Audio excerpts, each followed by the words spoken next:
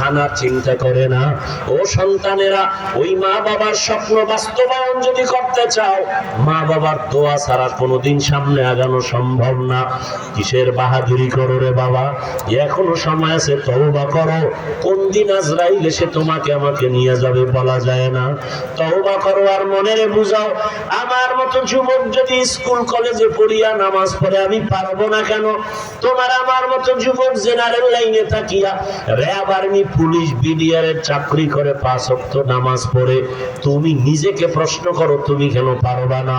তোমার মতো কত জেনারেল লাইনের সন্তান রাস্তায় গাড়ি চালায়, এক বেলার নামাজও ছাড়ে না, বলো বাবা তুমি কেন পারবা না? তোমার মতো যুবক নদীর মধ্যে মাছ ধরে নামাজ পড়ে, তুমি পারবা না কেন?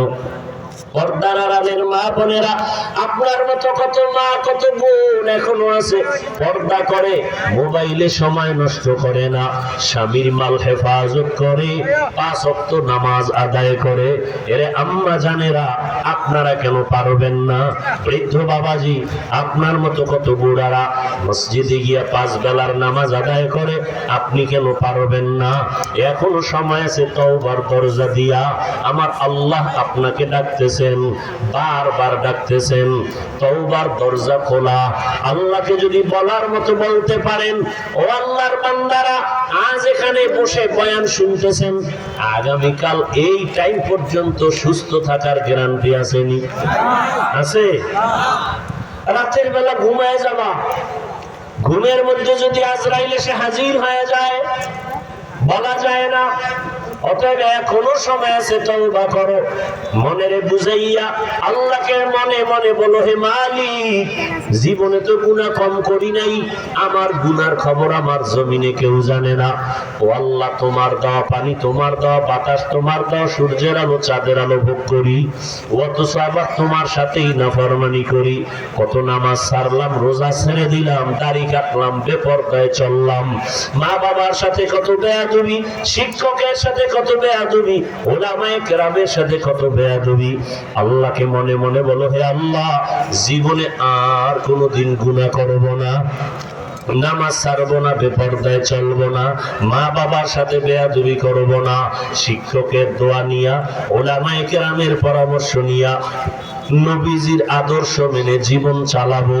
স্কুলে পড়িয়াও নামাজ ছাড়বো না, ডাক্তার হলেও নামাজ ছাড়বো না, ইঞ্জিনিয়ার হইয়াও নামাজ ছাড়বো না, মা বাবার সাথে বেয়াদবি করে বরদোয়া নিবা না।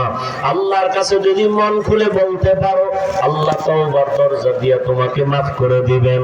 মনেরে বুঝাইয়া তওবা করো, আল্লাহর কাছে এখনো তওবার দরজা খোলা। 2 ফোঁটা চোখের পানি ছেড়ে দিয়ে আল্লাহর কাছে কান্না করিও আর আল্লাহর কাছে ক্ষমা চাইও। আল্লাহ তাআলা বলেন, ও বান্দা, তুমি যখন চোখের পানি ছেড়ে আমি আল্লাহকে আল্লাহ বলে ডাক দিবা, আমি আল্লাহ তোমার চোখের পানির কারণে জাহান্নামের আগুনকে হারাম করে দিব। জানি না কার কপাল খারাপ আর কার ভালো। নবীজির সামনে এত বয়ান শুনিয়া আবু জাহাল কালেমা পড়ে নাই, আর ওমরের মতো বান্দা নবীকে জবাই করতে গিয়ে কালেমাওয়ালা হয়ে গেছে। এর নাম হলো হেদায়াত। আবু জাহাল নবীকে দেখলো, বয়ান শুনলো, কালেমাওয়ালা হলো না, আর 27 বছর বয়সে ওমর রাসূলকে জবাই করতে গিয়ে কালেমাওয়ালা হয়ে গেল। যেই ওমরের নাম আজও শুনলে মানুষ ভয় পায়। কেউ যদি ঘুমের সময় ডান হাতের এই শাহাদাত আঙ্গুল দিয়া নিজের বুকের উপরে ইশারায় লেখে ওমর, আইন মিম রা ওমর, এটা যদি লেখা কেউ ঘুমায়, ঘুমের মধ্যে খারাপ স্বপ্ন আর জীবনে দেখবে না। এবার বুঝো ওমর নামটার অ্যাকশন কত। 27 বছরের যুবক তরবারি নিয়ে দৌড়ায়, রাসূলকে হত্যা করবে, সেই ওমর কালেমাওয়ালা হয়ে গেল।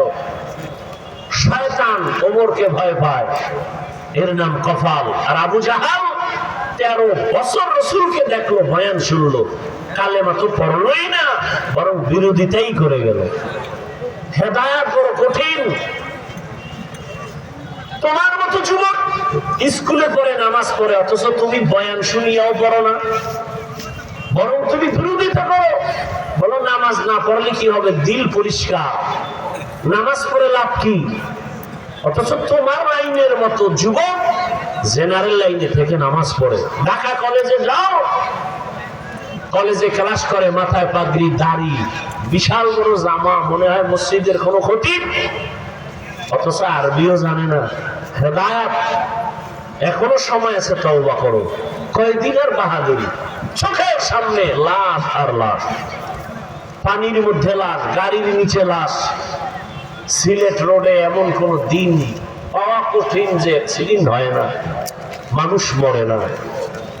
আল্লাহর কাছে তওবা, অন্তর খুলে যে না, মায়ের সাথে বহু বেয়াদবি করেছি, বাবার সাথে করেছি, শিক্ষকের সাথে করেছি, আর করব না। মানুষকে ভালোবাসো, মা বাবাকে সম্মান করো, শিক্ষকের দোয়া নাও, তাহলে কপাল খুলে যাবে। ইঞ্জিনিয়ার হলেও কপাল খুলবে, ডাক্তার হলেও কপাল খুলবে।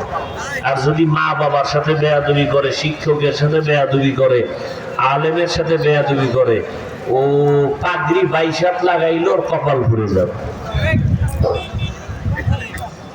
এজন্য আল্লাহ তাআলা তওবার পথে ডাকলেন, ইয়া আইয়ুহাল্লাযীনা আমানুত্তাকুল্লাহা হাক্কা তুকাতিহি